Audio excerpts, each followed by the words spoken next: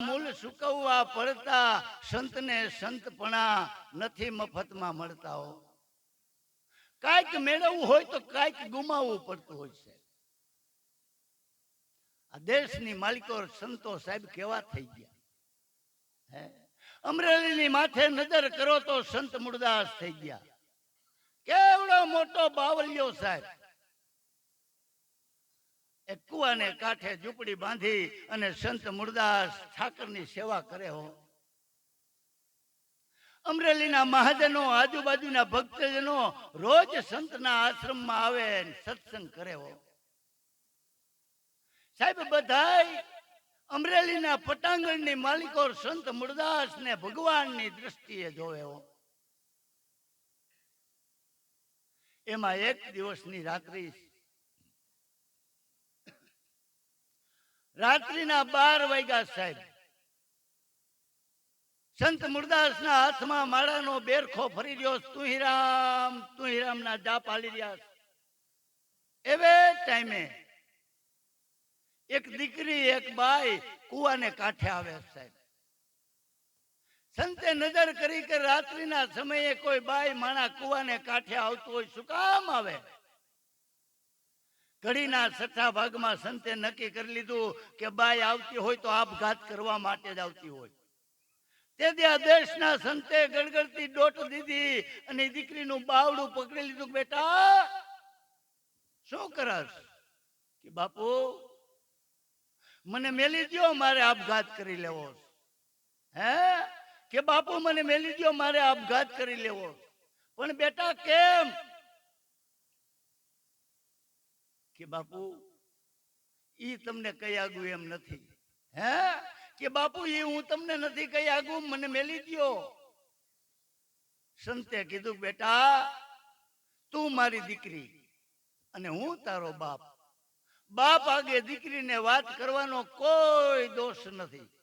માટે જે હોય તે બેટા વાત કર. પેલા તો ઈ કે તું સો કોણ? બાપુ જૈન સાધ્વી સૌ, રતનબાઈ મારું નામ છે. અમરેલીના નવયુવાનના ધ્યાનમાં આવી ગઈ ને મારાથી પાપ થઈ ગયું. કાલ અમરેલીની બજારની માલિકો મારા પાપના બાપનું નામ દેવાનું છું, કેનું દઉં? તા તો સંત ધ્રુજી ગયો સાહેબ. હું એમ માનતો તો કે એક હતા, આ તો ભેરી બાળ હતા. સંતે નક્કી કર્યું મનમાં કે ગમે તે થાય પણ આ દીકરીને અને એના બાળકને આજ બસાવી લેવા.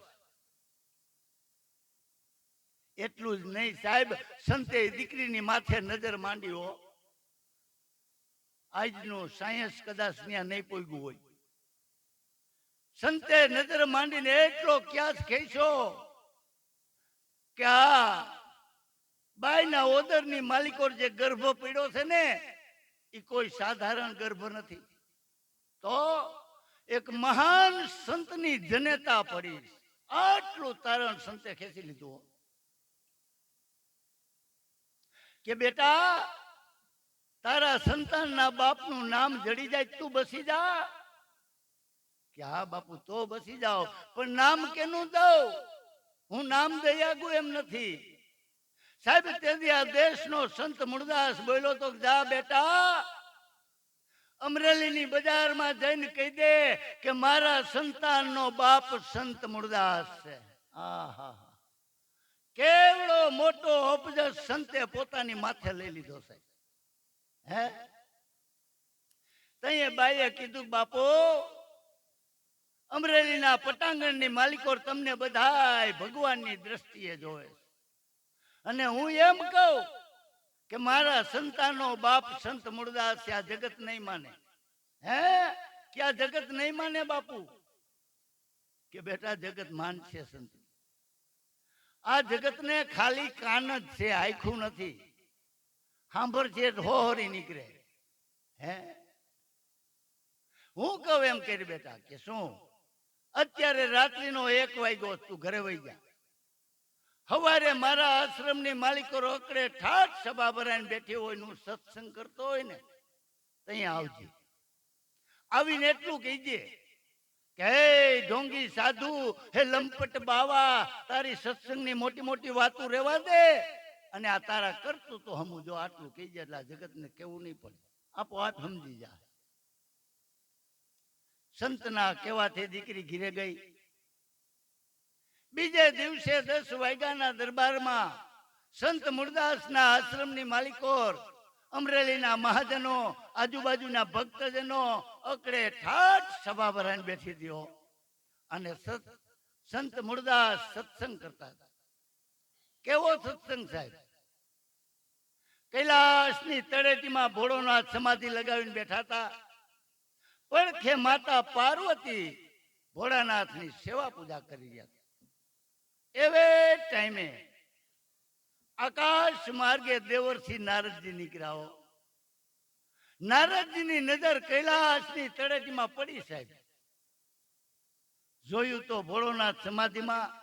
માતાજી સમાધિ ક્યારે છૂટે એની રાહ જોઈને વ્યાકુળ વ્યાકુળ થઈ ગયા હતા. નારદજીએ વિચાર કર્યો કે અહીં ટમકુ મેલા જેવું છે.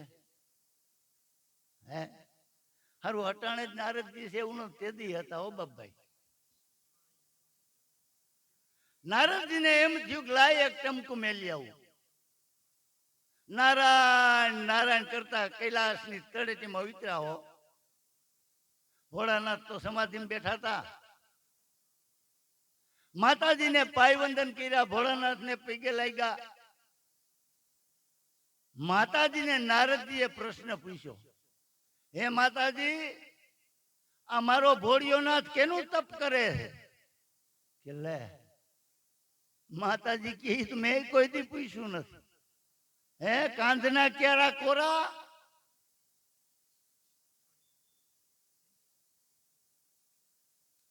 ઈ કે કાંધના ક્યારા કોરા? નારદજી કે માતાજી એટલું જ નહીં, મારો ભોળિયો નાથ મહાધર્મની વાત જાણે છે ને તમને કીધી નહીં? તમે કે જન્મો જન્મ અવતાર લ્યો અને પૂજા કરો ને ભોળાનાથ ને વરો ને પાછા મૃત્યુ પામો. મારો મહાદેવ અજર અમર, એ મહાધર્મનો મહિમા સમજી લ્યો, જન્મ મરણના ફેરા મટી જાય. આટલી પીન મારી નારદજી નારાયણ નારાયણ કરતા નીકળી ગયા. ભોળાનાથની સમાધિ છૂટી. માતાજીએ થાતી સેવા પૂજા કરી અને પછી સાહેબ માતાજીથી રેવાય. એ મહિના ઠામણા ખખડવાઓ. હું કયો ડાયરો આપણે ખખડે એમ. એ મહિના ઠામણા માતાજીએ ભોળાનાથને પૂછ્યું, મહાદેવ સ્વામીનાથ, તમે કેનું ભજન કરો છો? ભોળોનાથ સકરી ખાઈ ગયા, દેવી જન્મારા વહી ગયા, કોઈ દી નો પૂછ્યું ને આજ તો માતાજી વધારે વ્યાકુળ વ્યાકુળ થયા. કેટલું જ નહીં ભોળાનાથ, તમે મહાધર્મની વાત જાણો છો ને અમને કીધી નહીં? ભોળોનાથ કે દેવી આજ તમને થયું છે હું? હે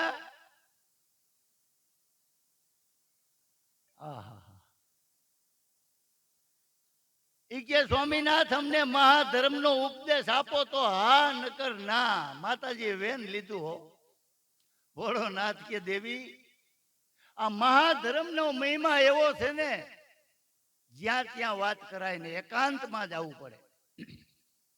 કે હાલો એકાંતમાં ઘોર જંગલમાં જાય.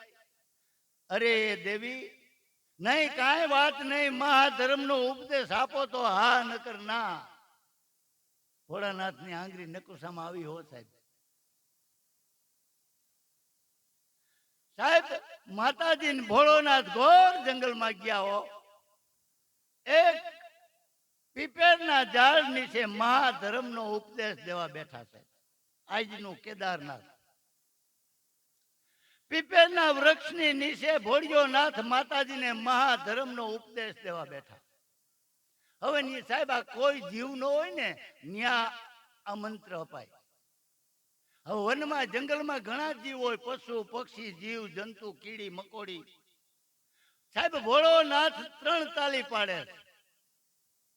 પેલી તાલી પાડી, પાખોવાળા પંખી ઉડી ગયા.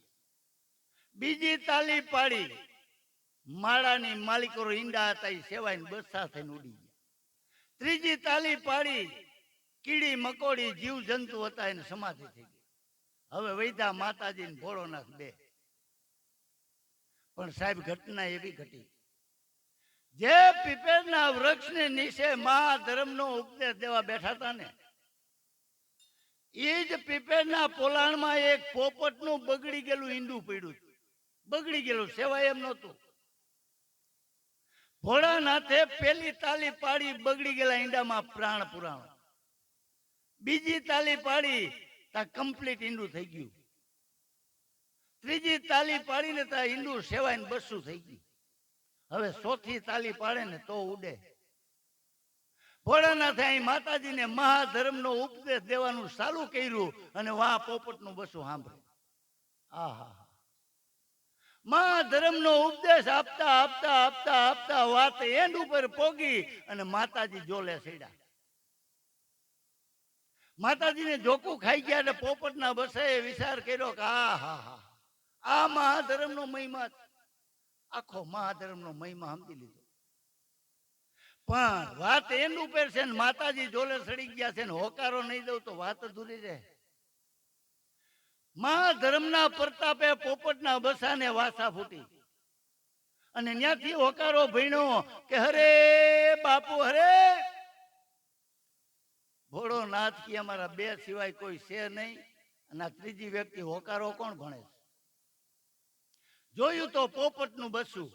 આહા, તું મારો મહાધર્મ છોડી જા, તને જવા નહીં દઉં, તને પકડીને વસને બાંધી લઉં.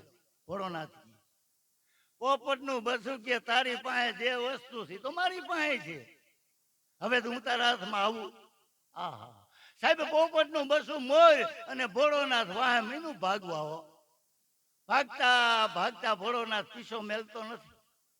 પોપટના બસાએ વિચાર કર્યો કે અમારો પીછો નહીં મેલે, લાઈને મારી પાસે મહાધર્મ પડ્યો છે એનો અજમાસ કરું. હવારમાં એક ઋષિ પત્ની હાથમાં જળની જાળી લઈને મુખ પખાડે હો. પોપટના બસાએ સૂક્ષ્મ એવું રૂપ ધારણ કરી અને ઋષિ પત્નીના હાથમાં જે કમંડળ હતું એમાં પૂરો ઓરીને પડી ગયું. ઋષિ પત્નીએ કમંડળમાંથી હાથમાં જળ લઈને મોઢામાં મેલ્યું ને, ત્યાં ઋષિ પત્નીના પેટમાં ઉતરી ગયું. સાહેબ, ભોળોના સારી બાજુ જોવા લાગ્યો, પોપટનું બસું ગયું ક્યાં? આહા, નજરે ન આવ્યું હો. ભોળોનાથ કે બેટા તને જવા નહીં દઉં, જાઈશ ક્યાં? સમાધિ લગાવી ભોળાનાથે. ત્રીજું નેત્ર ખોલીને જોયું તો ઋષિ પત્નીના પેટમાં. ઓહો, અરે બેટા, માના પેટમાં કેટલા દી રહીશ? હે, ભોળાનાથે સાધુનો વેશ લઈને હું હમી ધૂણી દેખાવ્યો. અહીંયા માતાજીને પ્રસૂતિની વેદના ઉપડી. સાહેબ, ઘણો સમય વયો ગયો. માતાજીને પ્રસૂતિની વેદના ઉપડી એટલે માએ કીધું બેટા હવે જન્મ ધારણ કરી લે, હવે મારાથી આ દુઃખ સહન નથી થતું. તઈએ માતાને અંદરથી એવો સંકેત આવ્યો કે માં, ઓલા બાવાને કે ની માયા હકેલી લે, જન્મ ધારણ કરી લે. હા, ઋષિ પત્ની બાવા આગે ગયા કે બાપજી આપની માયા હકેલી લ્યો, હવે આ વેદના મારાથી સહન નથી થતી. સાહેબ, ભોળાનાથે રાયનો દાણો ગાયના સિંગ માથે તકેને એટલી વાર માયા હકેલ્યો. ત્યાં તો અહીંયા જન્મ ધારણ કરી ઓરનો પસેડો ખંભે નાખી અને મહિનો ભાગવા. સાહેબ, સુખદેવજી મહારાજ એવું નામ ધારણ કર્યું. ભાગવતનો એક મહાન કથાકાર તૈયાર થયો. સાહેબ, સુખ કહેતા પોપટ અને દેવ કહેતા મહાદેવનો મંત્ર છોડી ગયો. સુખદેવજી મહારાજ આવું નામ ધારણ કર્યું. અહીંયા સંત મૂળદાસ આવો સત્સંગ કરે છે ને ઓલી બાઈ આવી કે ઢોંગી સાધુ, હે લંપટ બાવા, તારી સત્સંગની મોટી મોટી વાતો રહેવા દે અને આ તારા કરતું તો હમું જો. આટલું કીધું ને સાહેબ, આ સમાજને કેવું ન પડ્યું. એક બીજા કોણિયું મારવા મને કે ઉભો થા, ઉભો. આપણે જેને સંત માની છે તો નઠારો છે, એ તો આવો છે. સાહેબ, ન કહેવાના વેણ સંત મૂળદાસ ને મીના કહેવાઓ. એટલું જ નહીં, તેથી અમરેલીના મહાજનોએ ઔરા ગધેડે સંત મુરદાસને ટકો કરીને બેહાર્યા. ખાહડાનો હાર પહેરાયા અને અમરેલીમાં ફેરવા કે આ પાપીઓ છે, આ આવો છે. તેથી સંત મુરદાસ ઈશ્વરને પ્રાર્થના કરતા હતા કે વાહ પ્રભુ, તારી લીલા વાહ. કાલ આની આ કે ફૂલના પહેરાવતી હતી ને આજ ખાહડાના. પણ કાંઈ વાંધો નહીં બાપ, કાંઈ વાંધો નહીં. આટલું કરતાય દીકરીને એનું બાળક તો બસી ગયા ને. પણ સાહેબ, આટલું કરતા અમરેલી નહોતું ધરાણું. કોર્ટની માલિકો કેસ કર્યો અને કેસનો એવો ચુકાદો આવ્યો કે આ બાઈ રતન છે એ સંત મુરદાસને હોપી દો, ભરણ પોષણની જવાબદારી એની. બાઈને દીકરીને સંતને હોપી દીધો. પછી આ સંત જાય તો જાય ક્યાં સાહેબ? સીમાડે ઝૂંપડી બાંધી હો, બાપ અને દીકરીના નાતે રહેવા લાગ્યા હો. પણ હવે આશ્રમની માલિકો નથી કોઈ આવતું, નથી કોઈ જાતું. સાહેબ, ખાવાના વાંધા પડ્યા. દીકરી ભૂખી, સંત ભૂખો, શું કરવું? સંતે વિચાર કર્યો કે આ સામાન્ય માણસ તો કદાચ મને ન ઓળખી આગળ, પણ જામ નરેશ, મેં જામ નરેશને કઈથી બાંધી. એ મારો શિષ્ય છે સાહેબ. 5 પતિ ગામનો ધણી છે, એ તો ભગવાનનું રૂપ કહેવાય. આ નો ઓળખ્યા કે કઈ નહીં, લાય જામ નરેશને વાત કરું, એ તો મારી વેદના સમજ છે ને. સંત મુરદાસ સાહેબ હાલી અને બેટા હવે મેલ દેવ, કોણ સા નથી, હવે ઘડીક નો આવતું મારા બાપ. સંત મુરદાસ એમ કહેવાય કે જામ નરેશને મળવા જામનગર ગયા હો. જામનગર જઈ અને જામ નરેશના દરવાજે ટકોરા કર્યા. બાપો છે કીરે? તેથી અંદરથી અવાજ આવ્યો, કોણ? કે અમરેલીનો મુરદાસ. તેથી બા સાહેબે કીધું, મુરદાસ આવ્યા, એ રસ્તે પાછા વયા જાઓ. કા કે તમારા કરતૂતોની જાણ જામ નરેશને થઈ ગઈ, માટે નો થવાનું થાય પેલા નીકળી જાઓ. મુરદાસ કે બા સાહેબ, અમારા દરબાર ક્યાં ગયા? કે મોટા મંદિરે કોઈ સંતો મંતો આવ્યા છે ને, કઈથી બંધવા ગયા. તમારી કઈથી તોડી નાખીએ ને. આહા, મુરદાસ માથે માથે આપ ફાટ્યો કરે, તારી ભલી થાય તારી. તું તો 5 પતિ ગામનો ધણી હતો, રાજા. એ તો ભગવાનનું રૂપ કહેવાય, તું નો સમજાય ગયો. પણ કાંઈ વાંધો નહીં, પણ કાંઈ વાંધો નહીં. મુરદાસે નક્કી કર્યું કે જામ નરેશને મળ્યા વિના જવું નથી સાહેબ. મોટા મંદિર ધારા ડગ માંડ્યા હો. સંત મુરદાસ મોટા મંદિરે જાયતા રસ્તામાં એક મીંદડી મરેલી પડી હતી. એના બચલા દૂધ વિનાના ટરવર થતા હો. સંતે મરેલી મીંદડી લઈ અને જોરીમાં નાખ્યો. જોરીમાં નાખીને મોટા મંદિરે જાપે ગયા ને સાહેબ. તા તો નથી કેતા સાહેબ કરતા પટાવાળાનો પાવર ડબલ હોય. સંત મુરદાસ ને જોઈને ધક્કા મારવા માંડ્યા કે ઓલો અમરેલીનો પાપીઓ આવ્યો, ભાગ ભાગ અહીંથી ભાગ. સાહેબ ધક્કા મૂકી સુદામા જેવી દશા થયો. જામ નરેશ સાંભળી ગયા, સંતો પાસે બેઠા છે. એલા ત્યાં જાપે શું છે કે બાપુ ઓલો અમરેલીનો પાપીઓ મુરદાસ આવ્યો. હે, ઈ શું કે છે? કે ઈ એમ કે છે કે મારે જામ નરેશને મળવું કે આવવા દો ને, કઈક જોતું હોય તો આપી. બાપુનો ઓર્ડર થાય એટલે તો કેળો થઈ જાય. સંત મુરદાસ આવ્યા ને જામ નરેશે પૂછ્યું, મુરદાસ શું આવ્યા? કે બાપુ દ્વારકા જાતો હતો, પણ રસ્તામાં એક મીંદડી મરેલી પડી હતી ને એના બચલા બિચારા દૂધ વિનાના ટરવરતા હતા. મને એમ થયું મોટા મંદિરે મોટા મોટા ઋષિ મુનિઓ આવ્યા છે, મીંદડી બેઠી કરે ને તો એના બચલા દૂધ ભેગા થાય. તા તો જામ નરેશ નો બોલે ને, ઈ પેલા ઓલા ડાયરો બોલે, એમાં કોડાઈ હોય ને, ઈ કોડા બોલ્યા જામ મૂળદાસ અમરેલીએ ધાકારો દીધો એમાં સહકી ગયું લાગે તારું. ઈ કે ના બાપુ સહીકું નતું એથી બરાબર જ છે આંધું. અને ઓલા સંતો બોલ્યા મૂળદાસ ક્યાંય મરેલા બેઠા થાય હે કે ક્યાંય મરેલા બેઠા થાય મરેલા બેઠા થાય એમ કીધું. મૂળદાસ ની ભ્રકુટીનો કલર ફેર્યો હશે કે નો થાય કે નો થાય. મૂળદાસ કે તો લાવો જળની જાળી મારી પાસે. ઓલો કોડા કે દિયો ને હમણાં દૂધનું દૂધ ને પાણીનું પાણી થઈ જાય દિયો. સાહેબ જોઈજો જામ નરેશ બેઠા છે સંતો બેઠા છે અને મૂળદાસ ના હાથમાં જળની જાળી આપી હો સાહેબ. એ હાથમાં જળ લઈ અને સાહેબ મૂળદાસે શું ઈશ્વરને પ્રાર્થના કરી. હે પરમ કૃપાળુ પરમાત્મા એ નોધારાના આધાર એ દીનબંધુ દયાળુ તન મન અને ધન થી જો તારી સેવા કરી હોય હાથે પાતાળની માલિકો ક્યાંય કારો ડાઘ ન હોય અને બીજાના દુઃખ જો મારી માથે લીધા હોય ને તો આ મીંદડી બેઠી કરજે. અને જો મીંદડી બેઠી ન કરી ને તો હું મારા ખોરિયામાં પ્રાણ રહેવા દઉં તો મૂળદાસ નહીં. એમ કરીને અંજલિ સાજી ને સાહેબ ડાયરા વસાડે હરરાટ મીંદડી ખરખોડિયું ખાઈને નીકળી ગઈ. સાહેબ જામ નરેશ બેઠા છે સંતોને જાવું કે કઈ બાજુ દરવાજો તો એક જ હોય હાકેડ પડી નીકળવાનું. જામ નરેશે વિચાર કર્યો કે આ પાપ મૂળદાસ નો હોય નહીં. હે આ પાપ મૂળદાસ નો ન હોય ને મૂળદાસ નો પાપ હોય તો મીંદડા બેઠા થાય નહીં.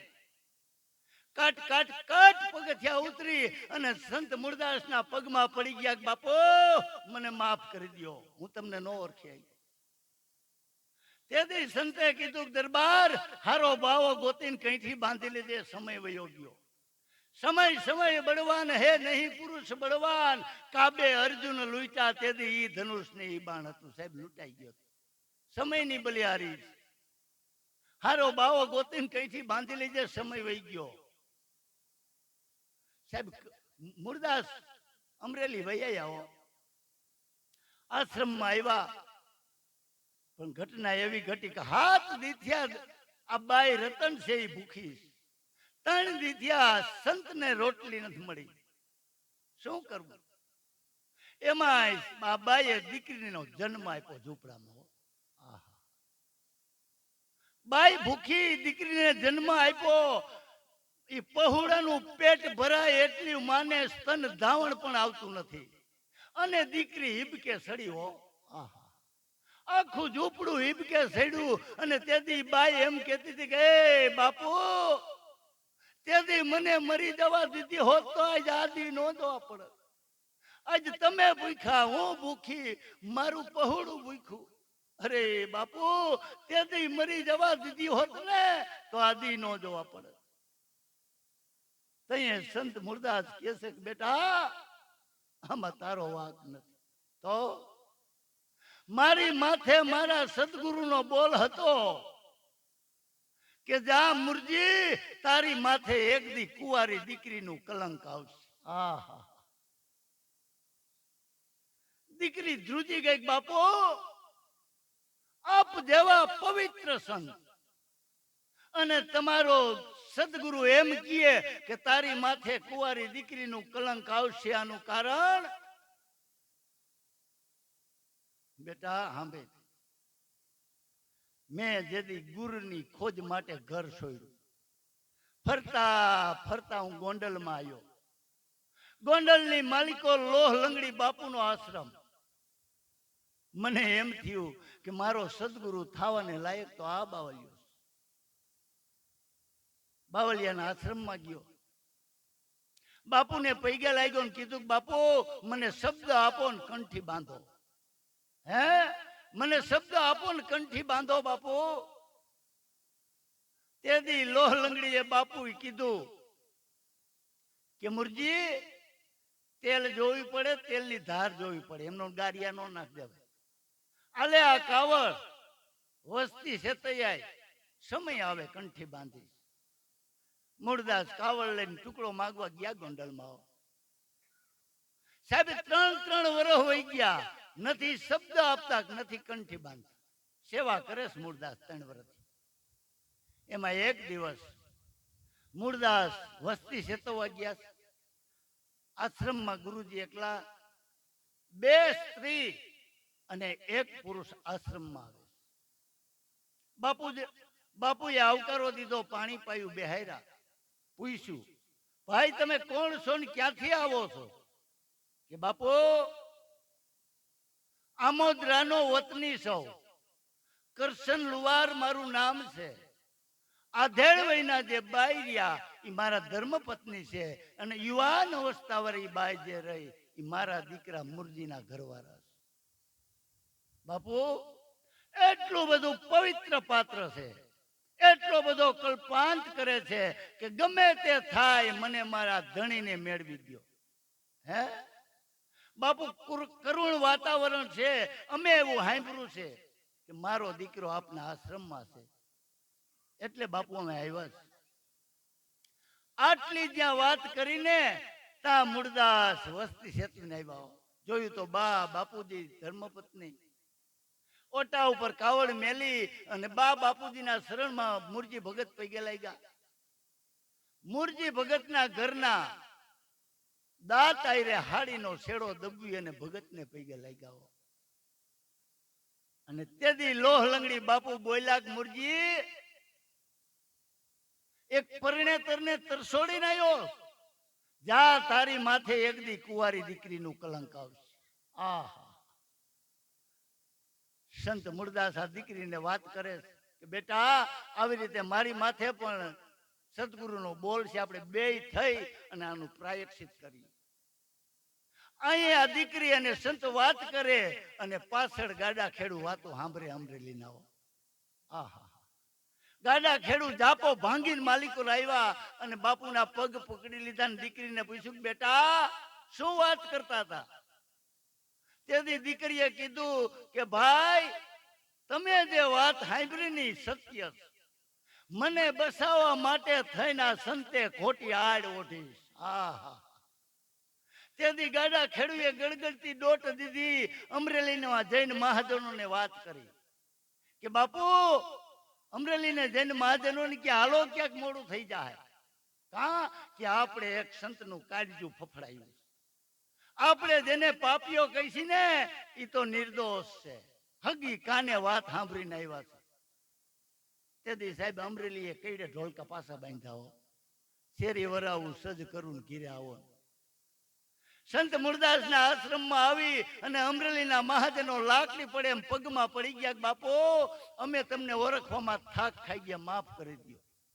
અને સાહેબ માફ ન કરે ને એને સંતય ન કહેવાય. હે હરખ ને શોખની જેને આવે ને હેડકી પાનબાઈ.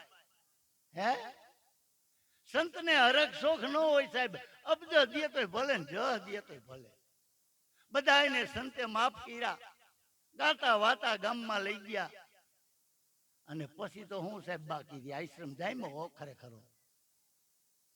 પણ વાતને ટૂંકમાં લઉં તેમ કહેવાય, આ બાઈની કુખે જે દીકરીનો જન્મ થયો હતો ને સાહેબ, એનું નામ રાધા રાખ્યું. અને આશ્રમની માલિકોની રાધા ઉંમર લાયક થઈને એટલે સંતે હારું ઠેકાણું જોઈ અને દીકરીને પરણાવી દીધો. અને પછી દીકરીના કુખે જે દીકરાનો જન્મ થયો એ અમારા સ્વામિનારાયણ સંપ્રદાયનો એક મહાન સંત મુક્તાનંદ સ્વામી થયા સાહેબ. એટલે કીધું સાહેબ કે નથી મફતમાં મળતા એના કાંઈક આવા મોંઘા મૂળ ચૂકવવા પડતા. સંતને સંતપણા નથી મફતમાં મળતા સાહેબ. સોમનાથની બાજુમાં દ્રોણેશ્વર મહાદેવ,